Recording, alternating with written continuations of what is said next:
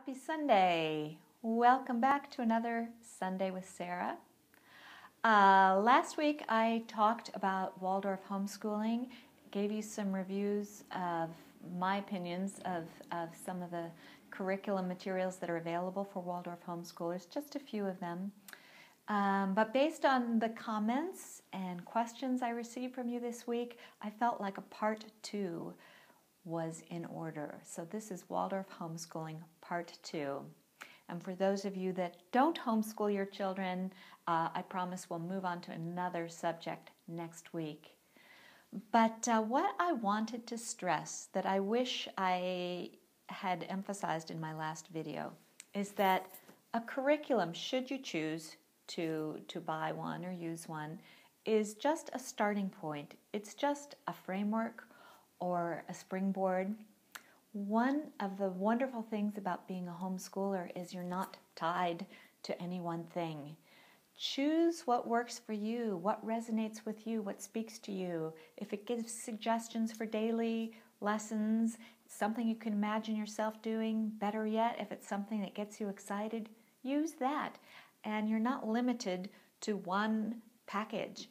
As I mentioned last week, when we were homeschooling, I bought materials from Oak Meadow and Live Education and Christophorus. And the beautiful thing is you can pick and choose from them. And there are lots of guides to crafts. So as you get more comfortable and confident in your ability as a homeschooler, use all those materials. So last week I didn't want to suggest that one size fits all, or that you even need a packaged curriculum. Which leads me to a story I wanted to share with you, a big lesson I learned in our 2.5 years as a homeschooling family. When I started, I came from a background as a Waldorf teacher, and I was trained as a Waldorf teacher. And when we decided to homeschool, I really felt like I wanted my children to have the same curriculum and experience they would receive in a Waldorf school.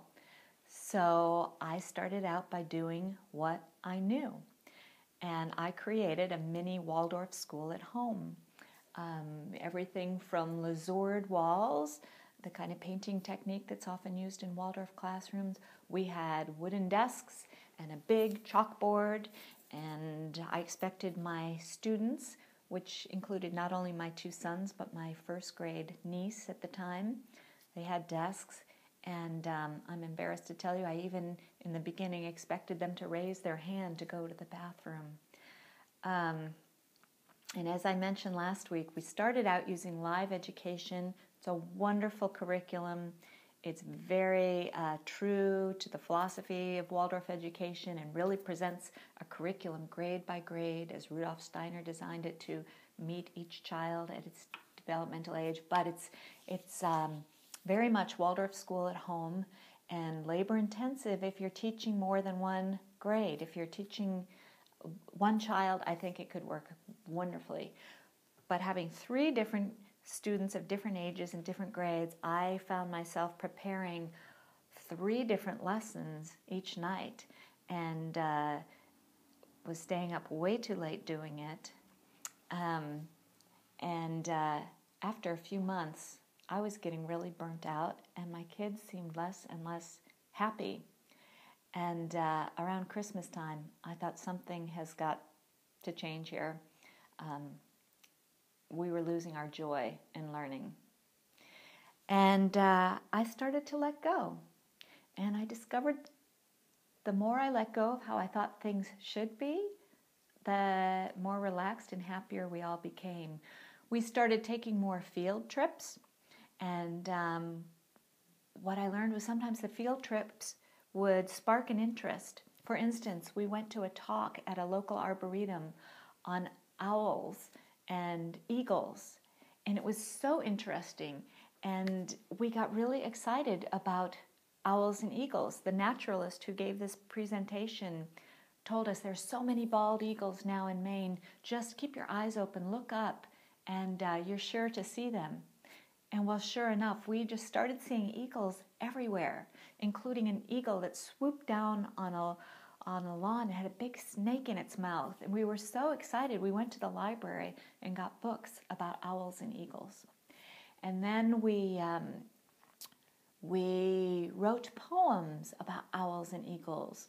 We learned a Native American song about an eagle. We learned to play it on our recorders. These are the kinds of ways that subjects are approached in a Waldorf school. In main lesson, one subject is studied for 2-3 weeks, sometimes a month at a time, but the arts are integrated into everything. So we drew pictures of owls and eagles. And that became our main lesson block. And after that, we started incorporating some of the curriculum that Rudolf Steiner prescribed for Waldorf education. For instance, fairy tales in first grade, fables and stories of heroes and saints in second grade, Middle Ages in sixth grade, and so on. So using those subjects for inspiration, we would try to find related field trips.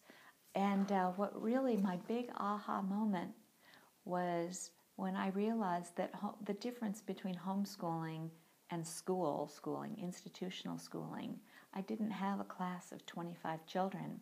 I had 3. You may have 1 or 2. You may have a big family and even have 5 or 6, but I bet you don't have 25. So we had the freedom. Our schedule was flexible. We had the freedom to go on a field trip without having to get 25 permission slips or arrange for carpools or a school bus. And so we kind of moved toward unschooling. And when I started my homeschool experience, I thought that Waldorf school and unschooling were kind of polar opposites, where unschooling is very unstructured and Waldorf school is pretty structured and prescribed. But I actually feel like I found a way to meet the two. And that's what worked for us. And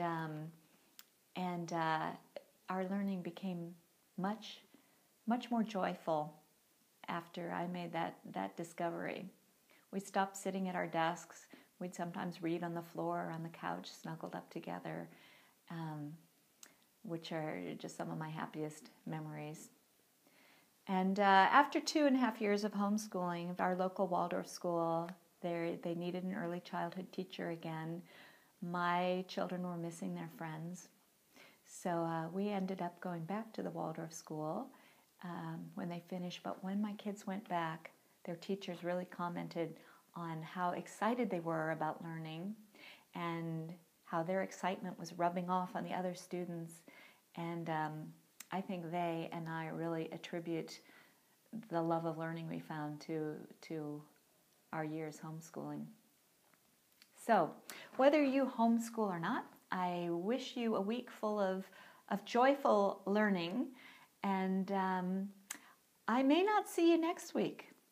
On Tuesday, I'm headed to Nuremberg, Germany for the International Toy Fair, and I'm so excited. I haven't been to Europe since my oldest son, Harper, since I was pregnant with him, and he just turned 21 this month, so that tells you how long it's been. So I'm not only excited about going to Europe, but also to see a huge hall full of European toys, wooden toys, and hoping to bring back some exciting new things to share with you at Bella Luna Toys. So I will try to take some video and post some pictures. I'm not sure what my internet connection will be like, so I may not see you next week, but I promise to be back with you in 2 weeks. Thanks again. See you soon.